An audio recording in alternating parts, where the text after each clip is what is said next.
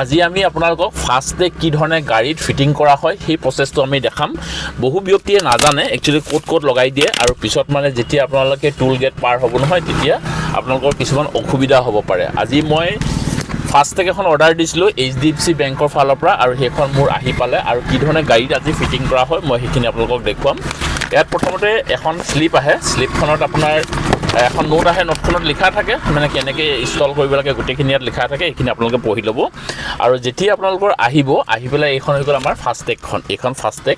আৰু এই ফাষ্টেগখন এতিয়া মই কি ধৰণে গাড়ীত ফিটিং কৰিম সেইটো মই আপোনালোকক আজি অকণমান দেখুৱাম। কিন্তু চবতকৈ এটা কথা আপোনালোকে আগতে গম পাই যাব যে ফাষ্টেগ লগাবৰ কাৰণে জেগা কোনটো মানে চবতকৈ বেষ্ট পজিশ্যন। এতিয়া চাওক আপোনাৰ এইফালে বাওঁফালে থাকে, এইটো মাজত থাকে আৰু এইফালে ড্ৰাইভাৰ ছিটৰ অপজিটত থাকে। এতিয়া চবতকৈ বেষ্ট পজিশ্যন হ'ল আপোনাৰ যিখন যে এই গ্লাছখন যে থাকে মিৰৰখন, এই গ্লাছখনৰ বেক চাইডে এইটো হ'ল বেষ্ট পজিশ্যন, অৰ্থাৎ মানে গাড়ীখনৰ একদম সম্পূৰ্ণ একদম মাজতে। আৰু এইখন কেনেকৈ আজি আমি লগাম আপোনালোকক অকণমান আমি দেখুৱাবৰ কাৰণে চেষ্টা কৰোঁ। আৰু প্ৰথমতে আপোনালোকে এইখন গ্লাছখন অকণমান ভালকৈ মুচি ল'ব আৰু এইটো ভালকৈ জেগাটুকুৰা চফা কৰি ল'ব। আৰু এই ফাষ্টেগখন আপোনালোকে মন কৰিব এইফালে হৈ গৈছে আপোনালোকৰ প্ৰিণ্টিংখিনি আছে আৰু এইফালে কিন্তু একো নাই। আৰু যেতিয়া আপোনালোকে এখন লগাব যে এইখন সদায় মানে আপোনালোকৰ পজিশ্যনটো এই যিটো আপোনাৰ QR কোডটো যে আছে এই QR কোডটো সদায় মানে নিজৰ ফালে পজিশ্যন হৈ থাকিব লাগে। আৰু ইয়াৰ বেক চাইডে আপোনালোকক মই অকণমান দেখুৱাই দিছোঁ এইখন কেনেকৈ চাওক, এইফালে বেক চাইডটো মানে এনেকুৱাকৈ থাকে। এইখন এতিয়া কেনেকৈ লগাব লাগিব মই আপোনালোকক দেখুৱাই দিছোঁ চাওক। এইখন আপোনালোকে খুলি ল'লে, খুলি এখন বাৰু কাম নাই এখন পেলাই দিব। আৰু এইটো হৈ গ'ল আপোনালোকে একদম ধুনীয়া পজিশ্যন, যিটো চাইডে আপোনাৰ আঠাটো থাকে সেইটো আপোনাৰ গ্লাছখনৰ ফালে লগাব আৰু একদম মিডিল পজিশ্যনত এইটো চাওক, একদম খুব সুন্দৰকৈ এনেকৈ কৈ লগাই দিলেই হৈ গ'ল এইটো। আৰু ধুনীয়াকৈ কাপোৰ এখনে অকণমান যদি প্ৰেছ কৰি দিয়ে এইটো।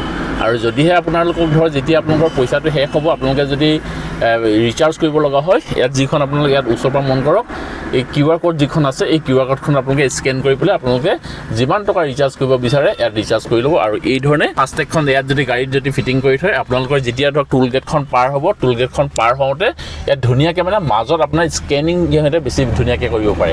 বহু ব্যক্তিয়ে দেখিছোঁ আমি এনেকুৱা ৰাইট চাইডে লগাই দিয়ে ড্ৰাইভাৰ চাইডে, তেতিয়া কি হয় স্কেনিং কৰিবলৈ অসুবিধা হয় আৰু পিছত তাত বহুত সমস্যা হৈ যায়। সেইকাৰণে সদায় আপোনালোকে লগালে এই মাজৰ পজিশ্যনটোতে লগাব একদম সুন্দৰকৈ।